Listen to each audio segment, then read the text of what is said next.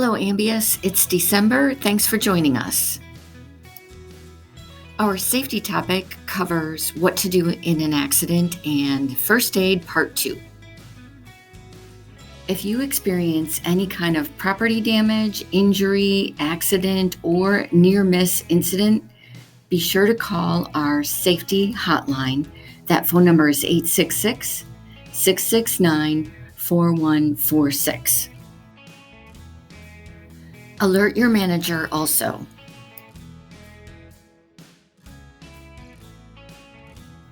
If you are involved in a vehicle accident or near-miss incident, check for injuries and get appropriate medical help if needed.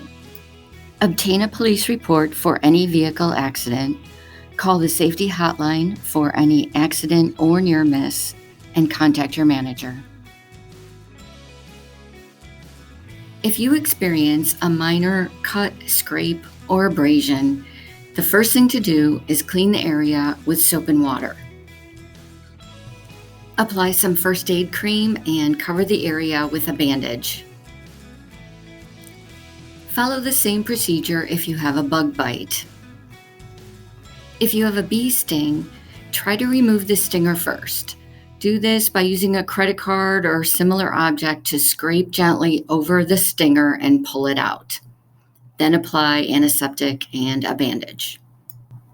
A Band-Aid is important because it keeps the antiseptic in place, but it also protects your wound from other germs and infection. Unbandaged wounds creates a vulnerable spot to infection by bloodborne pathogens. HIV and hepatitis B and C are examples of bloodborne pathogens. These microorganisms are present in infected body fluid and can spread disease when present on surfaces like door handles or on used hypodermics that have been discarded in plants. For your own health and safety, be sure to cover up any place you have broken skin. Use a Band-Aid or gauze. This will help protect you from bloodborne pathogen exposure. If your eye or eyes make contact with a foreign object or with a chemical, you will need to rinse it carefully and thoroughly. If you're injured in an Ambius facility, an eye wash station will be available. If it happens at a customer location, there may or may not be one available, so you'll need to find a faucet and a sink. Run water at a comfortable temperature. Lean in with your injured eye below the healthy eye. Rinse thoroughly. You may need help holding your eye open, so get assistance if it's available. If you get a chemical in your eye, be sure to consult the product label and that product SDS to know how long to rinse it and what the next steps are. This brings us to a very important point. When using any chemical, pesticide, or plant cleaner, you need to have the product label and SDS with you and be familiar with the product and use it only as directed on the label. It's time well spent to be familiar with the product and read the label carefully and understand the SDS.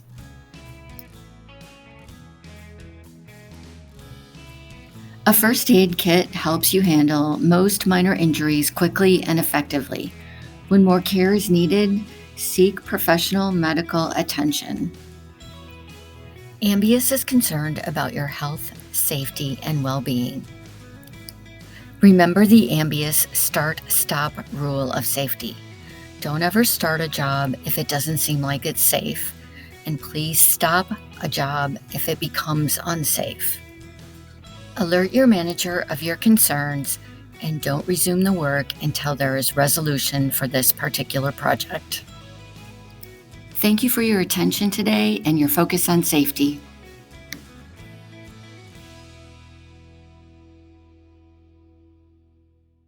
Hello, Ambius. Welcome to the technical part of our December 2022 connection meeting. I think it's important that we talk about the main things that we've talked about this year and some of the most important take-home points. We started the year by talking about roots, and in order to understand how to water a plant properly and some of the most common problems that indoor plants have, we have to have a pretty good understanding of the roots, what their role is, why are they important, and what makes a happy root system. The roots are really important because they are providing the water and nutrients to the leaves of the plant. And without the roots and without these water and nutrients, nothing would happen above ground. As we know, plants need light, air, water, and nutrients. And essentially all of the water and nutrients that the plant has comes from those roots. So they play a really valuable role in that. The roots are feeding the leaves of the plant. That's their job. It's to get the water and nutrients up there to allow the leaves of the plant to photosynthesize, to make food. And as the leaves make that food, they then distribute quite a bit of that food throughout the plant, and a lot of that ends up going down to the roots. And that food down in the roots is used by the roots to grow and get larger in size, so now they can consume even more water and nutrients, and that in turn allows the above ground portion of the plant, the leaves and the shoots, to grow even more. When you have a healthy, happy root system, you end up with a very healthy, happy shoot system above ground. And vice versa, when the leaves of the plant are doing really well, the roots of the plant are doing really well. And when one is doing bad, then the other one ends up doing bad. One of the most important things to understand about roots is that they do require oxygen. It may not be a lot, but if they have no oxygen whatsoever, or very, very little oxygen, then those roots will shut down and they will start to rot. The roots and the leaves have a very, very close relationship with one another, and they both literally feed off of each other. We got into the important topic of soil probes. Fortunately, soil probes are common to all of us. We're quite familiar with how to use them. But it is important to take some time talking about soil probes, because if we're not using them correctly, then we're really missing a major aspect of, is our root system healthy or not? We really don't have any other way of knowing how those roots are doing besides using a soil probe. We talked about the different sizes of soil probes available. So if you do have a plant that has a deep root system, it's important that the soil probe that you have gets all the way down to where those roots are, because it's typically the outer parts of the roots, especially down below and out to the sides. That's the part of the plant that's taking up a lot of the water and nutrients. And so that's what we're most concerned with. Then we use all of our senses to feel the soil sample, to get an idea. Is it wet? Is it dry? Or somewhere in between? And typically that's what we get, somewhere in between. And we want to try to figure out which one it is. And that's why the soil probe is so important. Instead of just using your finger, which only goes maybe an inch or two deep, the soil probe goes really deep, which is what you really ultimately need. We've got the soil probe and we figure out what the soil moisture is like. Is it dry?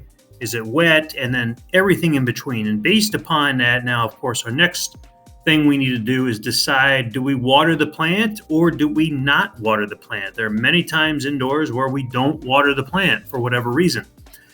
If the soil is dry, of course, we water it. If the soil is wet, we don't water it. Moist, wet, we don't water it. If the soil is moist, we might water it, but only if we have a really good reason to water the plant. It might be a higher water plant, or it might be in a location where it uses the water very quickly.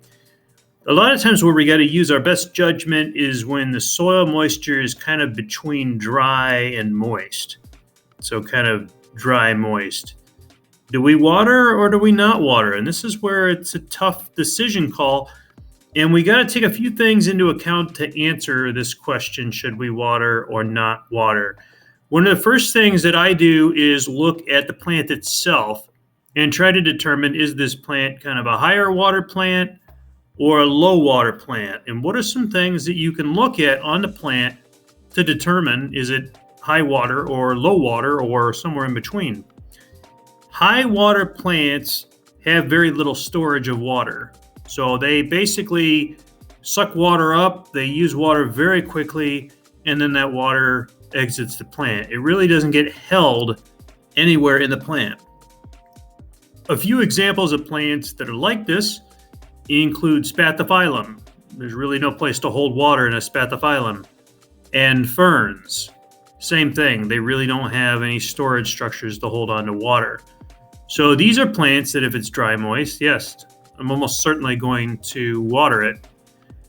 Other plants that do hold on to water really well have really good storage. So they pull water in and they're able to hold on to quite a bit of water.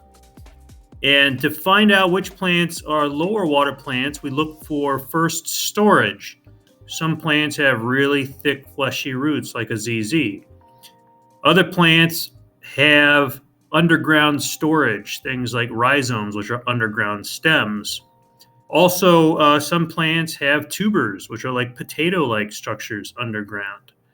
Then we go into the stems of the plant. Some plants, like Dracaenas, have really large stems, yuccas, things like that. Those are plants that can hold quite a bit of water in that part of the plant. And then finally, the leaves of the plant.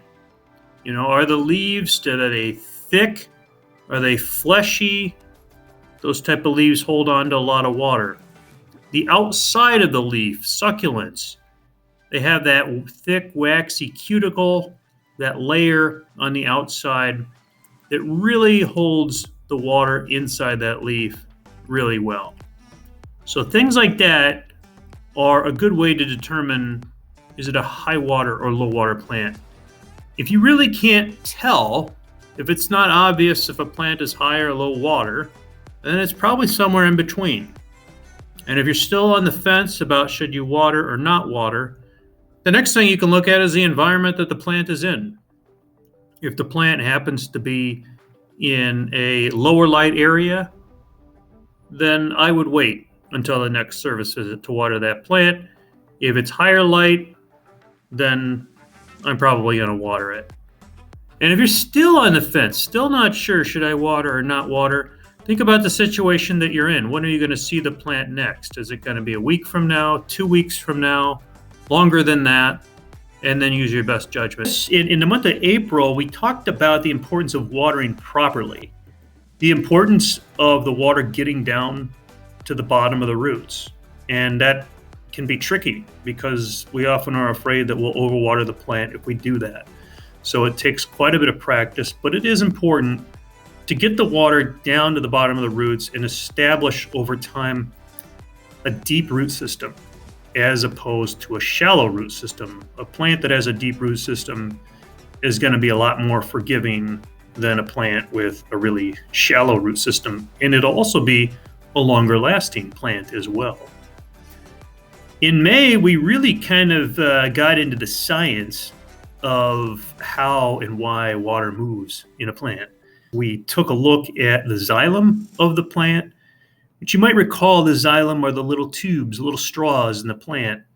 And in these little straws is where the water moves up and out throughout the plant.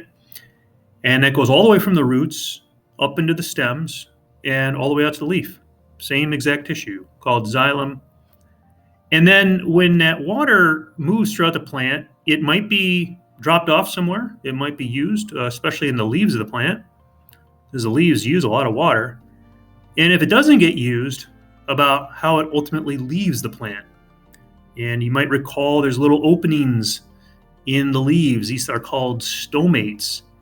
And as these open, more water is allowed to escape in the form of water vapor. And as they close up, it slows down the water movement in the plant and conserves water. And we looked at the factors that cause the stomata to open and close. You might recall that when it gets bright out, when you have high light, the stomata can detect that and they will swell up and open up. And as they do this, it allows more water to move out of the plant. And as that water moves out of the plant, it pulls the water up faster. So you'll get faster water movement in brighter light. Same thing if you have really warm temperatures. That's going to cause the water to evaporate quicker. So that's why when it's brighter and warmer out, the plant's going to use water faster because it'll evaporate out of the plant much faster. And then things that cause the stomata to close up. When it gets dark out, the stomata begin to close, and at nighttime, they're completely shut, essentially, and water movement comes to a halt. If you have plants in a really low light area, the reason why they use less water is that the stomata are closed for the most part, and that really slows down the water uptake. So we kind of got into the science of all of that, also how cooler temperatures or colder temperatures slow down the water movement in the plant.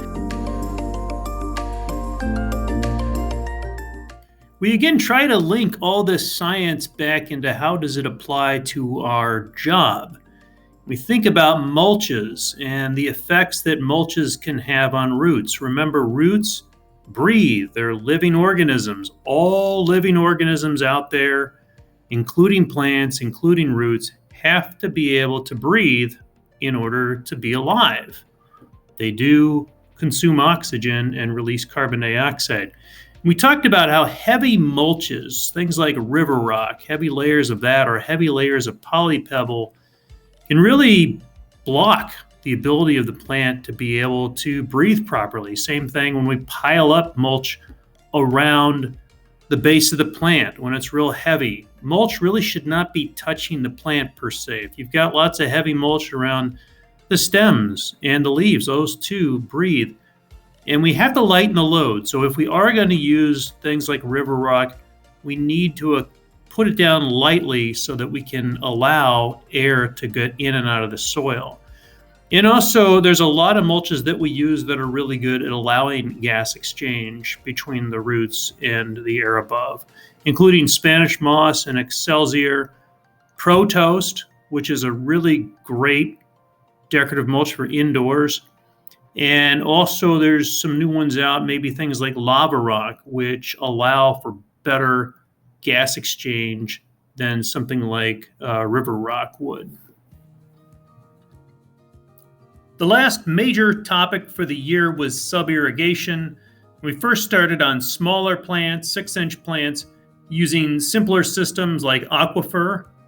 And these systems really are pretty much turnkey, ready to use. They don't require much in terms of staging. And to top water these, most sub-irrigation systems, you should top water at least once the first time that you use them to get them to start wicking properly.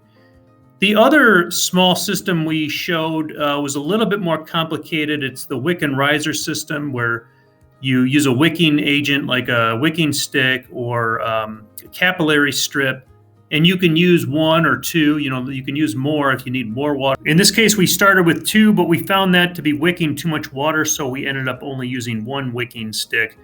The advantage of this system, though, is it does hold more water. So if you really need more water, it's harder to keep up with the watering of the plant. That's a really great system to use. And finally, for larger plants, this was a 10-inch spathiphyllum that was put in on ASI sub-irrigation, showing the major components of the ASI sub-irrigation system and how it all goes together, the wicking agent being the LECA material, and getting the root ball prepared. So this one is more intensive. It requires taking the plant out of its grow pot and preparing the root ball, which would include kind of massaging the roots if the roots are really extensive and cutting some of those roots off. The most common way I've seen this system fail is when people put the plant into this system, but they don't pack enough soil around the root ball and irrigation tube. So I really emphasize that a lot, that when you do pot this one up, that you really take that very seriously, because if you don't, you'll get big pockets of air in there, and then the system won't wick properly. So you make sure that you spend the time to get that soil packed in around that root ball, especially around the irrigation tube. Overall, I find it easier to take care of larger plants using a sub-irrigation system like this.